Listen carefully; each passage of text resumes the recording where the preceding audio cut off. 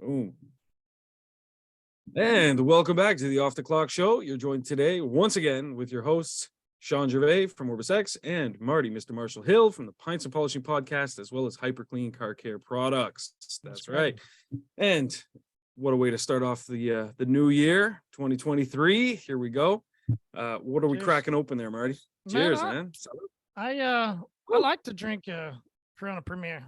Usually we keep it at the house. And the other day I was running through the liquor store, grabbed some stuff for the warehouse, and I was like, you know what? Keep a little Premier around. There you go. Perfect. Yeah. Real easy, nice, easy drink. Cheers. Absolutely. Yeah, cheers, man. Salute, what man. Are you sipping Another on? year. Yeah, me, I got a classic Negroni.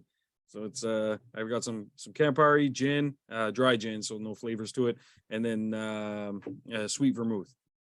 But I actually go with just a vermouth. I don't know, the sweet vermouth.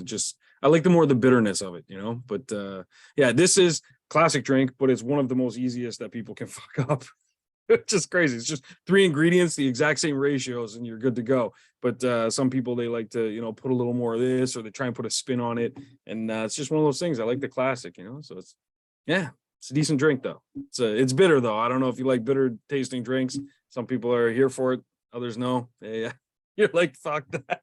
Yeah, that's why. I mean, I don't even like bitter.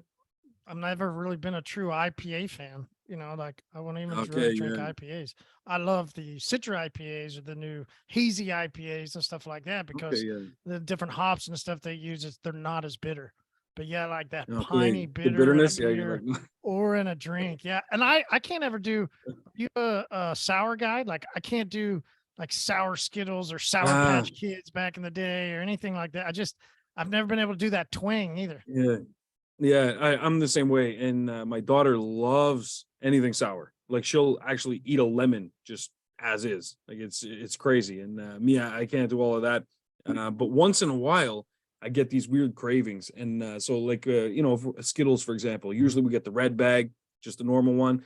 Once in a while, I get this weird craving, and I'll just I'll pick up. I think our bags here are green for the sour ones, but anyway, I'll pick up a bag of those. It's been a while, but sometimes I don't know. I kind of like to punish myself or something, but not a fan normally. No. But my daughter, actually, both of them like sour stuff. I don't know. Maybe they get it from their mother's side. It's not for me, that's for sure. Yeah. But yeah, because my wife, she doesn't like sweets, so she prefers more like salty treats. You know, like that's you know, more me. even if. Yeah, if I get like cashews. Either, yeah. Okay, cashews. yeah, I'll get cashews without the salt on it though. Yeah, and she's like, this is garbage basically. If there's no salt on it, it's garbage. But me, I like it. I try and keep my salt intake low and stuff like that, you know. Sugar high, pro diabetes, huh? Pro diabetes, not pro heart attack. I get it. You know, exactly. Exactly. Yeah. Well, although, you know, in comparison, the heart attack might be nicer because it's just kind of an instant, like, you know, but I'm just saying. So how was your New Year's, man? Relaxing. I mean, we just watched a ton of movies, hung out. Nothing. Nice. We didn't really, I mean, that was the point. So Christmas was busy, right? You know, it's always busy, but New Year's, that's all we want to do is, man, just chill. We didn't do hardly anything. We were lazy bums. Nice. Yeah. That's the best though. Me, I'm the same way. Like because New Year's is so much back and forth and all the family. When it's done, I just like to, you know. But this year we went up to my brother-in-law's place in Montreal, and it was supposed to be. He's like, yeah, we're just gonna have you guys over with your kids, and you know, it's them and their kids. We showed up, you know, nice little intimate thing. And then, you know, one of the cousins was like, well, I'm not doing anything. Can I come through? So he came through, and then, can I bring my girlfriend? And, I got to bring my brother. And then, 2 of his friends. Next thing you know, there's like 40 people in the house. I was like, holy shit. It was a wild party, but it was nice to see a lot of family, but I was kind of over it by that point. Cause I was ready to just kick my feet up. So we were really happy when we got home and just relax. Did you do, I mean, maybe it's not exactly the same, but you mentioned it made me remind of Mike. You said your cousin brought a boyfriend. My niece brought a boyfriend to one of the dinners, and it was like, oh shit. Okay, all right. Yeah. Like, it's like that now. Okay, all right. Yeah. You know. Yeah, cool exactly. Guy though, you know, cool guy, baseball player, had a good time. Nice. You know, first thing he did, he sat down and goes, "So I heard you're a Star Wars fan." I was like, "Okay, sign this guy up." Like, there we go. Yeah, exactly. That's wicked. Oh man, see, that's always nice though, and that's one good thing about getting together with people. You know, you meet connections and stuff like that, which is nice. But yeah, I mean, as opposed if he was like a complete asshole or something, Right. like Then it's like, nothing okay, in what is that? common, and like, Yeah. yeah, exactly, yeah. No, that's nice though, man. Yeah, but ours ended kind of not so great. One of the people that was at the gathering left, and we thought they were jumping in an Uber, and they decided to go and take their girlfriend's car. They got into an accident. Mm. Big fucking problem. But it's just one of those things, you know. And because most people, like when they showed up, first thing we did was take their keys, or we made sure that there's this thing. How would you translate it in English? I guess it's like the red nose program. But it's nez rouge is what they call it in Quebec. Which, yeah, rouge for red, nez for nose. So the red nose, it's like a program where people will come and drive your car home. So there's two cars. They show up. Well, one car is yours. The other car is like the volunteers. They show up. They drive your car to your house. Make sure you get home safe, and then they leave in their car. But Yeah, I've heard of that. pretty good program. I mean, So once Uber started, I mean, because there was quite a few times. I mean, come on, before Uber, there's plenty of times like, it's like you know, but I was like, at the same time, I was like, I'm pretty much a professional driver because that's all I was doing, right? yeah, Like, I'm driving around the whole state. That's all I did was drive. So it was like, yeah. you know what? I can still drive You know this. the roads at the back I of your took head. some Yeah, risk. I took some risk, but once Uber started, man, I never took a risk. Like, there's no reason. Even if yeah. we're just There's gonna no go grab point. dinner Yeah, and a couple drinks, I'll still take Uber. Just sometimes just for the enjoyment of relaxing and not having to like. it's true. I You know don't it have to do anything. sounds Just kick your lame feet to up. And, like yeah, the stress of driving, but it's like, fuck it. Like, I don't care. It's here in Tulsa. It's literally like $15. So yeah. I And mean, it's like the same here. It's super cheap. Yeah, yeah. So it adds $30 to my night, and I have zero worries. I'll take it. yeah, I'll take it. yeah. Yeah. 100%. And it's fast too. Like, let's be honest. I mean, New Year's, there were a couple people waiting about an hour for something. But I mean, that's a special occasion. Like if you're going out for dinner or something, man, they're just floating around. You pull up the app and you just see there's like hundreds of them just all over the place. Actually, shit, there's a big lawsuit in our city right now. The taxi drivers, they're going after $215 million for allowing Uber to operate. It's finally going to court. It was something that started at shit. I think this was 2018 when they started. They were blocking off bridges, blocking off the access to the airport, all kinds of stuff. Police had to get involved. Military came because of the airport, stuff like that. It was a big deal. And anyway, they finally moved. It's one of those things, man. You got to adapt. Like they It's had a crazy. monopoly for so long, you know. People don't like anybody that was too young to remember, like when that really started happening, like you mentioned, 2018, the lawsuit, but a little bit before that, when all the friction really kind of started. And man, Yeah, it was crazy. It was because here comes technology and all these, people ride share. What's that? And like airports, it was completely different than it is now, where you get a lot more easier yeah. access. I mean, it was really difficult to find Ubers or get places to park. And especially the one for me that was always big was going to SEMA. And when you go to SEMA and Yeah, seeing yeah. over the different years of how that expanded, from this little thing to now, being so massive and so much easier to use, It's it true. used to not be that way. It used to be extremely difficult. They fought nonstop with the taxi cab drivers, like on a daily Yeah, basis. Like, it was it's true. crazy. Yeah. It was brutal. Yeah, and now it's funny. Like we knew some people that they had plates here, and they said that they just stopped using their plates and they started doing the Uber thing, and they were making like oftentimes two times as much, and they were able to kind of pick and choose the rides more. They were highlighting all the benefits, which we all know what they are, but a big one they highlighted was the safety side of it, which I never really thought of. I thought of the safety side from a passenger point of view because you know who your driver is, Well, from a but driver for too, them too. because they don't know Yeah, who they're picking up. In a exactly. cab, Yeah, they have no idea who's getting in. oh fuck! And the stories I've heard, man, holy shit! Like they were $15 cab ride, and the guy pulls a knife on him and stuff, and he's like, Jesus Christ, man! Like I'm not gonna lose my life over $15. Like you know what I mean? It's crazy. It's a good thing in a lot of ways, you know. But it's one of those things people don't adapt to the times, you know. And I mean that could tie into detailing in a lot of ways. They could, but no reason to do that. We're off the clock. We're just bullshit. All right, so the Yeah, posts yeah, that we've this is seen, true. I think you and I both seen all the same ones. These is really Yeah, interesting, and it always happens, right? It's the way it is for New Year's, right? It's that spirit and new that year, new excitement of the me. new Woo, year. let's go. Yeah. Yeah, I get it. It's true. I get it. The ones that are really interesting are the people that are talking about how down they used to be. You know, I was an alcoholic, a druggie, or I was this, and you know, now I'm, you know, amazing. Look at me Right? now, and Look at me now. And if I can do it, you can do it. It's just like, yeah. it's just always so odd Yeah. to see people put stuff like that out on social. Like, Yeah. it's okay to let some of your past be your past, you know, like It's true. You don't have to air out your whole dirty laundry. It's okay. Yeah. You know, this show And and that's where, gloat that you're doing now, it's like, okay, you know, yeah, okay.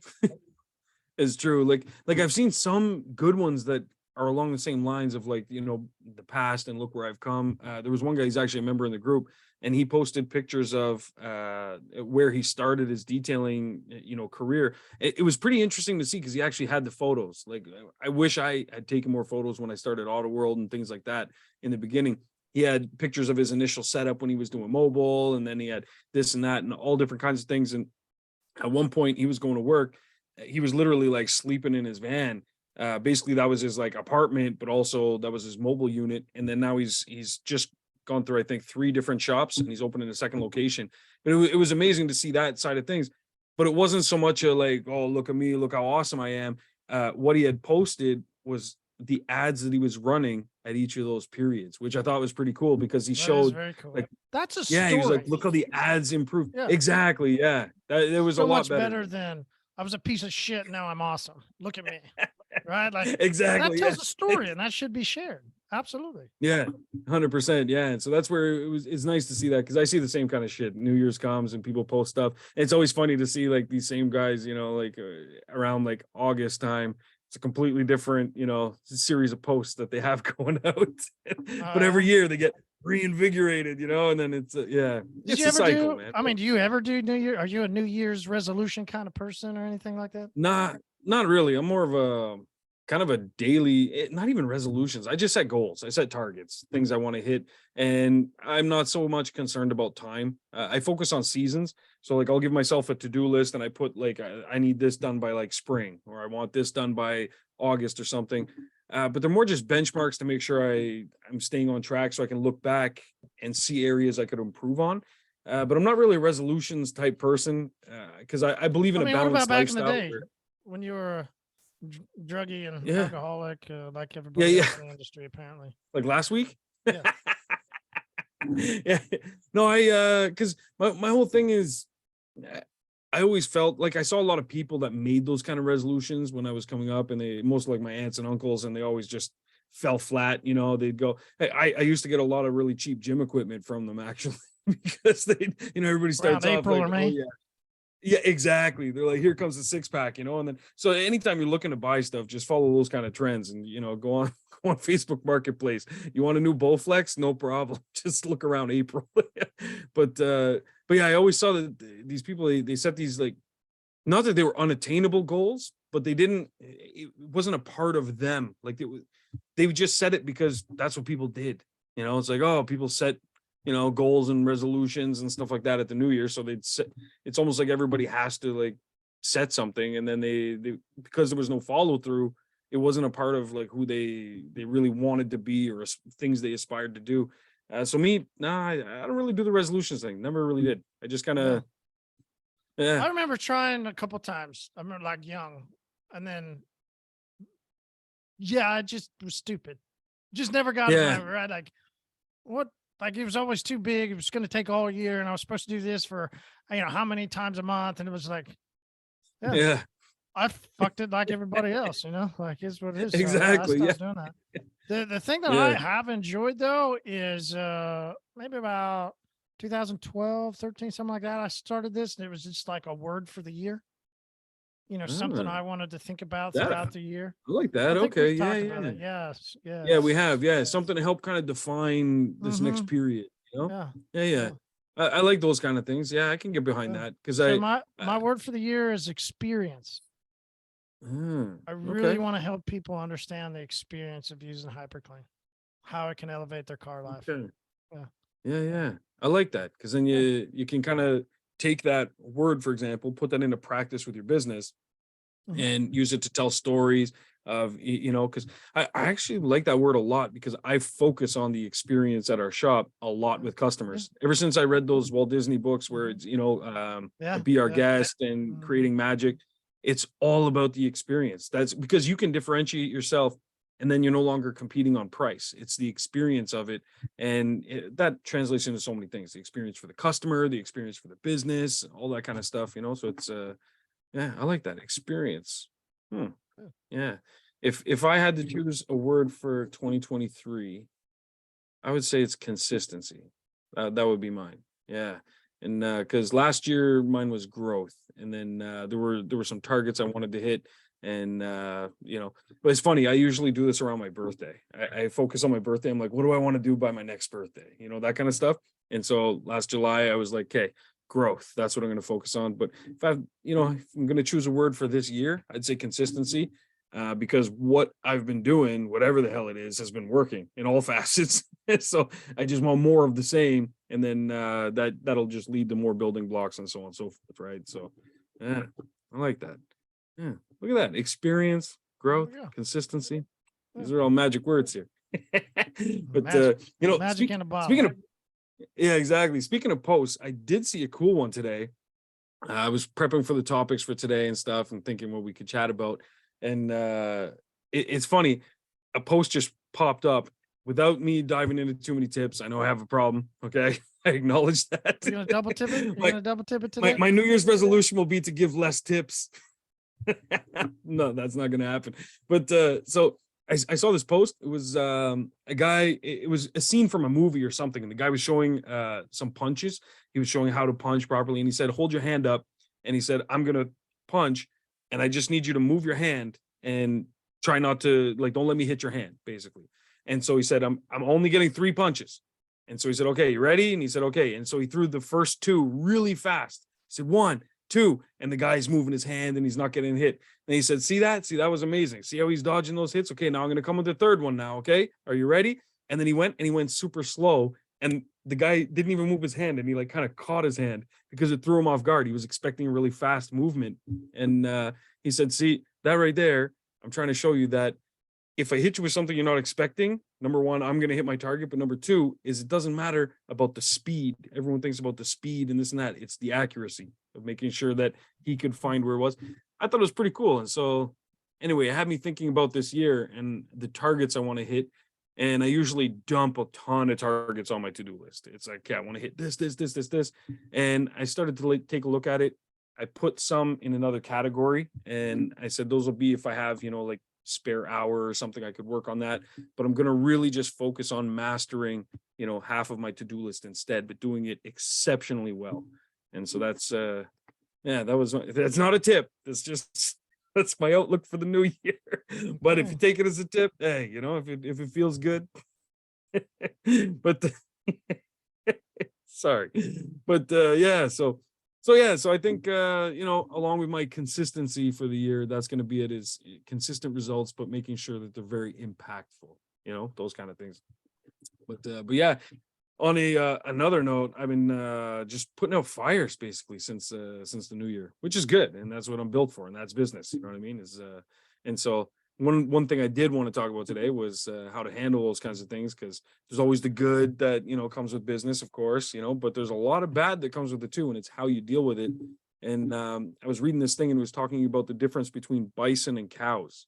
And I don't know if you've ever heard this before, but how they handle storms is very different. And so when a storm is coming, because animals can usually sense, you know, they're very in tune with the weather and patterns and stuff. Cows will turn around and start running away from the storm, and they'll just try and outrun the storm, and it eventually, of course, catches up to them, and they still have to go through the shit anyways. But bison, they did something completely different. They would turn and face the storm, and they would literally just turn and face it. And that was for 2 reasons. One is that they knew that they wouldn't be able to outrun it, so facing it was going to be better, because then it just passes you when it's over. But the second reason was because something to do with the way that their coats, like the pelt fell, it wouldn't build up with snow if they were facing it. And so they knew it was like a self-preservation thing.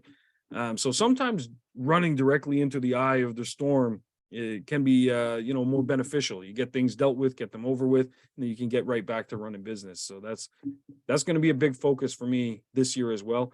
It's kind of something I did last year too, where anytime there was issues with things, I dealt with them right away. But there was definitely some things that kind of got put to the back burner, where it's like, okay, there's an issue here, but you know what? Don't really want to deal with that just yet. So, and that can go for things in personal life or outside of that. And this year I'm going to be a bison. I'm going to face that storm. So there we go. I made my first New Year's resolution. Nice. I'm pretty sure the bison is the Oklahoma State animal or something like that. Yeah, we love. Oh, no shit. Yeah. Damn. You ever had bison burgers? Yeah, I was just. Yeah, definitely. Oh yeah, and we actually have something here too, because we used to have buffalo here. Most places, in North America, but they obviously got killed off. But we have this thing here where my family's from the country, and they have cows that they've kind of interbred, and so we have these things, we call them beefalo. It's beefalo burgers. They're really good too. But yeah, I've had bison, venison, all kinds of stuff. We usually make this thing. It's a 6 meat pot pie is what we call it, and it's just different meats. We have caribou in there. My uncle usually goes out hunting expedition, brings back some caribou, which are huge, by the way. Those things are massive compared to a deer and all that kind of, like, the head on the things is just, it's unreal. But sorry for any vegans listening to this. It's off the clock. What do you want me to do? You ever tried vegan lifestyle? Never went that far. Vegetarian. Yeah, I was a vegetarian for almost 4 years actually. But that was for other reasons. We moved back to Canada and the food just wasn't sitting well in my stomach, like anything. And if we drove past like a McDonald's or something, the smell in the air, it would make me sick. Like those kinds of things. It was just, and the food here, it was just very different from what I was eating. I don't know. So anyway, I stopped eating meat for almost 4 years. And then one year I went to Cuba, and this doctor was on this little train thing with us, and we were all going for dinner, and he overheard my conversation with my wife, and he's like, hold on a second. He says, you don't eat meat? And I said, no. And he started laughing hysterically. And he said, listen, I'm one of the top doctors in Cuba. He says, I'm telling you, start eating meat again. He says, you're going to collapse and die. He said, just start. But he said, do it in moderation with everything else, But yeah, so I tried it for about 4 years. But how about yourself? You ever ventured down there? I also had to stop eating meat because I couldn't sleep. Oh shit, no way. I kept having to wake up and I was having a bunch of pain. So, but I would do for a little while when I was going through some religious stuff, I would do 21 days of fasting at the beginning of the year. And so you would just eat. Nice. Fasting's really good for you. Yeah. Eat, just like fruits and vegetables. And that was a tough one. Yeah. Right. So yeah, everything raw, everything pure, like that was extremely difficult. Yeah. And when I did that, I found that I started sleeping better. And I began to notice that when I would fast, I was sleeping like I used to, so much better. And so yeah, I went through a time where I was like, okay, I'm done. I didn't eat red meat for a long time. I didn't eat red meat really until I got married. Like, oh shit. Fucking now. I ate steaks multiple times this weekend. Like, dude, brutal. We showed up to go get some picanha, and and they were completely sold out. And then we started looking around. We were one of the last people to get anything. We got a couple ribeyes and some other thing he told us about. I don't remember the cut of it. Yeah, I mean there was nothing there. Man, that's crazy. We were there, like the other people came in and grabbed the rest of it. Like it's because it was 65 degrees. 65 degrees on New Year's. Yeah, New Year's Eve. Like everybody had the same idea. Let's go get some steaks and have a cookout. Like fuck yeah. Yeah, hell yeah. We had to eat like peasants and eat the ribeye instead of picanha. It's terrible. I know the feeling, because after having had picanha, it's a whole different world. And once you go back, it's it's like, what is this? It's true. But man, it was the same thing here too. Weather was really nice, and so everything was, we got hit with two problems. One, really nice weather, so people wanted to grill, people wanted to do all this stuff, plus have more people over, it was nice weather. But the second thing is, just before that happened, before it warmed up, we actually got hit with a huge storm. And there was like 100 accidents in the span of 3 hours or something on our main highway, which is the 401. And they call it the Beast because it's really, really long highway. But anyway, we weren't able to get supplies in because of the storm. It was just crazy. Like trucks were grounded. They couldn't, well, I mean, you saw all the posts, I'm sure, about tons of people. It was a problem. And then it's funny. It really highlights the fact, though, how vital it is, like that supply chain, and like I remember when the convoy, they had the blockade here, and they were blocking off trucks from entering, from the United States, stuff like that. And it really shows you, man. It's like there's something like, I think they said it's 3 days. If you have no imports coming in from other places, you've got like 3 days worth of supplies in any given city before it's just like wiped out, something like that. So they gotta keep those trucks moving. That's how important they are. But scary. Yeah. But anyway, yeah, so it was nice weather. We did the same thing, but we had prepped in advance. So we got a huge freezer that we had, chock full of all kinds of stuff, which was good. But my parents came down, and they actually have like a mini farm kind of thing. They raise turkeys, stuff like that. So they brought down some birds, which was nice. And those are always good because they're massive compared to, like, their chickens look like the turkeys you'd buy in the store. That's how big their chickens are, and they brought us eggs and all kinds of stuff. So that was good. Yeah, but yeah, that was pretty much what I grew up on, is eating like that kind of meat, like chicken, turkey, things like that. If we ever had meat, my dad was a vegetarian for, geez, I don't know, 8 or 10 years, something like that. And even now, he pretty much just eats like berries, nuts. He's not vegan in terms of like, he doesn't put a label on it. It's just what he eats. And but if you got to label it, he's pretty much vegan. Yeah. But yeah, man. So what do you got for us today? You have a tip All for us right, today? little tipperoo. Yeah. Little tip. All right, so tip for me Yeah, is along the lines of experience. Okay, there's a couple experiences that I had recently with some companies that I thought was interesting that I wanted to share, so that we can understand maybe how we could get some type of experience that our customers could enjoy. First was scrambling to get my mom a part of her gift. We're not huge Christmas gift people, but we like to at least get something. I got her a gift card to a little place, and then we went to go get her some, like some little smell good lotion and stuff to use for her bath and stuff, right? I mean, she's like an 80-year-old woman. What does she need? Definitely needs scents and bath stuff, Perfect. right? Perfect. Nailed it. 100%. Yeah. Well, so we walk into Bath and Body Works, and they go, "Hi, welcome," and they give us a basket. And I say, "Hey, we're doing a 3-to-1 today. You buy 3, you get 1 free. Here's a basket." Right? If I didn't have the basket, it might be a little difficult. They didn't wait for me to get to the register and then put it into a bag and this and that. They wanted me to buy 4. They wanted me to have 4 things in my hand, right? So they gave me a basket. They invested in these baskets so that my experience as a shopper not only be more enjoyable, having whole things, but also I'll put more shit in it, right? Yeah. I'll put more stuff in. So I go, that's interesting. Well, then I also got to experience something new that I get it. Maybe everybody else has had it for a while, but I haven't bought a TV for many, many years, right? Like I bought one for the patio years ago off Amazon. Just kind of been chill on TVs for like 5 or 6 years, right? And I haven't really got into all that new stuff, but we did recently. Bought a nice LG TV, really great. I found something this week as we were, chilling down for the holidays. Is LG TV? What? So TV companies are now having their own channels.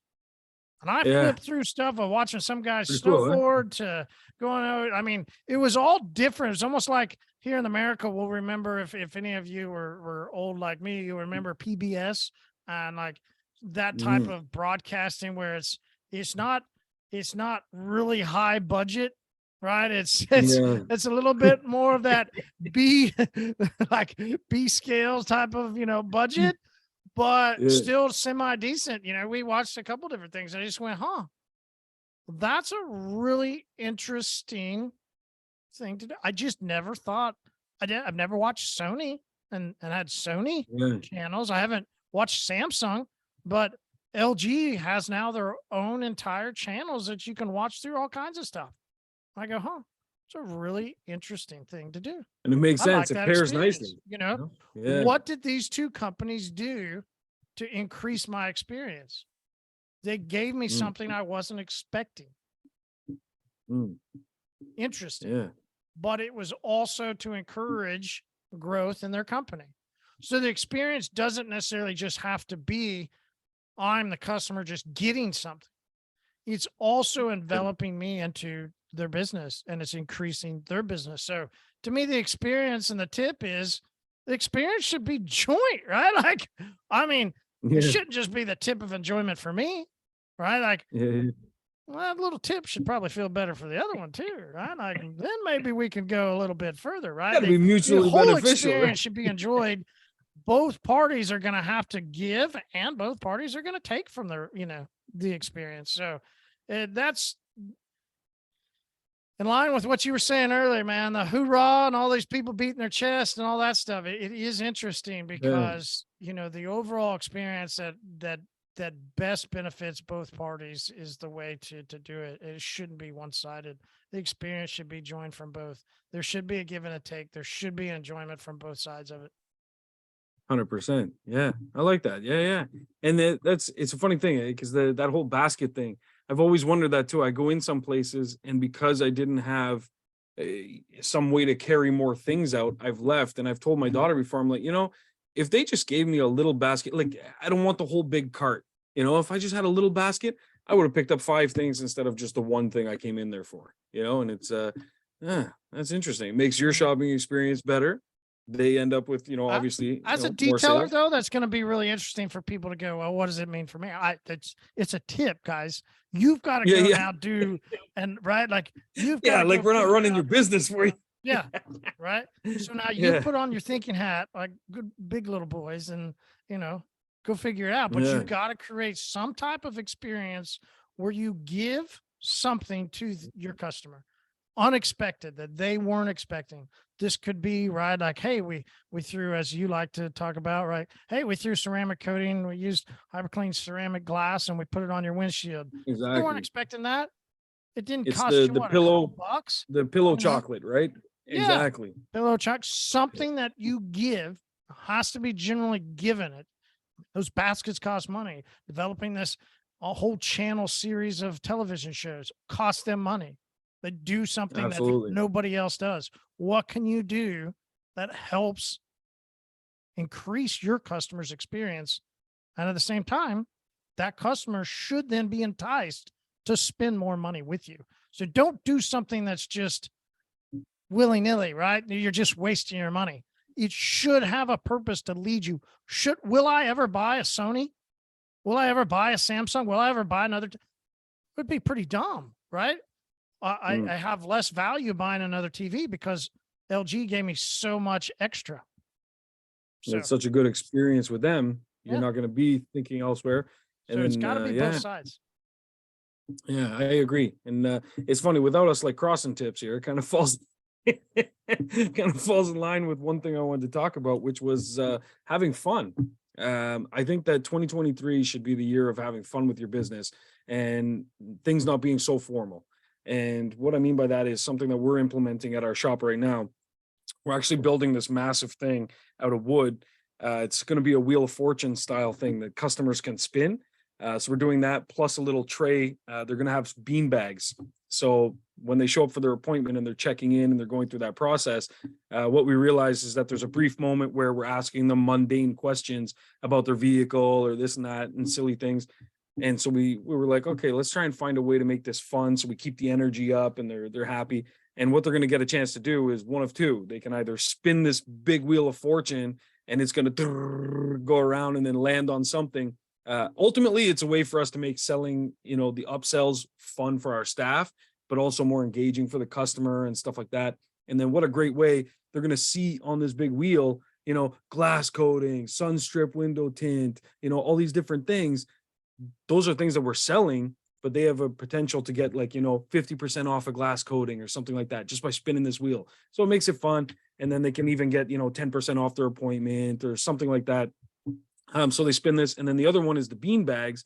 And those ones, they have to throw it in these little slots. And then there's question mark cards on top. So they can't actually see what it is. And then they flip it over. And then sometimes it's like, sorry, you get a service with a smile. That's it, And then other ones, they're going to actually get something with their appointment. So stuff like that. But it's a way of just, creating that experience. So to lean on your tip for today, well, Jesus, Not leaning on your tip. Pushed My it all the God. way in there, did you? Yeah, yeah, but I almost said to piggyback on your tip, but that's just so much worse. And now I did say it. So my tip for the day is experience. Is in line with experience, but it's having fun with your business and realizing that you are in business and it's a formal setting. But we are detailers. Like this isn't, you're not in a boardroom. We're not wearing, suits and ties, unless that's your thing. But you got to have fun with your business. And I think that's something that we kind of lose along the way. And we're so focused on the, like, oh, what are my KPIs? What are my metrics? And the business this, business that. But you forget that a big part of this is having fun, and the more fun people will have, the more memorable your business will be, the more they're going to want to come and experience that again. And you got to treat it kind of like you're going on a date with a girl. The more fun it is, the more she's going to call you back, the more she's going to think about you, and so on and so forth. But if you're just straight to the point and it's just always business, you're going to see that your numbers won't be as high. But my actual tip for today, I know, my actual tip today is also about scarcity. And so it's something that we have launched recently in OrbisX, which is why I wanted to bring it up. But scarcity is a big thing that you should also incorporate. So incorporate things like this fun and stuff like that. And with that comes the scarcity that you only have so many, things that you're giving away or whatever. But you should really focus on how many offers you're doing, things like that, because what I'm seeing in the market from 2022 is a lot of people just pumping out just random offers all the time. Customers come to expect it. So some advice I was giving to a guy just before our podcast, which is why I told him I'd bring it up, is that focus on creating scarcity for your business, scarcity with the offers, scarcity with how many appointments you're showing as being opened up. And so that's where one feature that we've enabled now in OrbisX is on your booking form. When someone selects a date and time, it'll actually show up and it'll say, only 4 spots remaining, act fast, things like that. And that's all done automatically for you, which is great. But even when you're thinking about your offers, think about the kind of scarcity you can bring around that with things like, scarcity of time, so limited time offers, or scarcity of the actual number of spots available, kind of like what they do with Groupon, only so many people can buy this, so on and so forth. So that's my second tip. And that the only reason the other tip is coming to, that's 3. Shit. The only reason this one's coming is because I was asked for it. Someone asked me for my tip, they're getting the tip. Okay. But my main tip was have fun with your business and make sure that resonates through, so that customers will remember your business and they'll have an engaging experience with you. So absolutely. So that's me piggybacking on your tip plus all the other tips. Jesus. I thought you people are calling too. You triple. Yeah, I know. Oh, that's true. Yeah, triple tip. You started the new year off with a bang. With a pun intended. Nice. Yeah, that's oh man, yeah, that was a little more than the tip today. Sorry, I don't know, but I'm just trying to, like I said, my word for the year is consistency, so I've got to carry through from last year. I know people are calling me out in the groups now too. Someone will ask them for some advice, they'll give a tip back, and they're like, "Oh, sorry, let me come back and give you 2 more tips so I can be like Shawn." I'm like, "Yo, stop it, man." Yeah. That's funny. That's funny. Just the tips with an S. It's pluralized. See, that's the But yeah, so no, good tips. I really like yours about experience too. I think that that's what this really is. That's the differentiator. So like your products, for example, give a different experience to the customer instantly, just for the fact that they're so easy to apply, they're fast, and so on and so forth. So that's saving the customer time right there.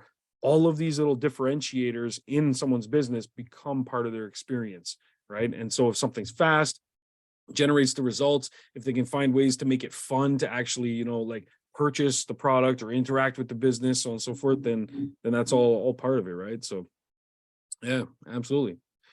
Right on, man. Well, thanks for your tips, and you're welcome for my bouquet of tips again. But yeah, I appreciate your time, Marty. Happy New Year once again, everybody out there. Be sure to check out Pints of Polishing podcast. What's going on in your next one? Do you know what's going on in the next one? People should tune in, but tomorrow's the community pub. Yeah, it's always fun. There we go. Community pub. All right. Last time I was on community pub, I got asked if I wanted to drink a turnpike. So I'm nervous now. Anyway, I'll check it out for sure. But well, thanks again, Marty. We'll see you next week. And everybody out there, stay safe and crush it this year. Create that experience and have some fun with your business. All right, we'll talk soon. Ciao.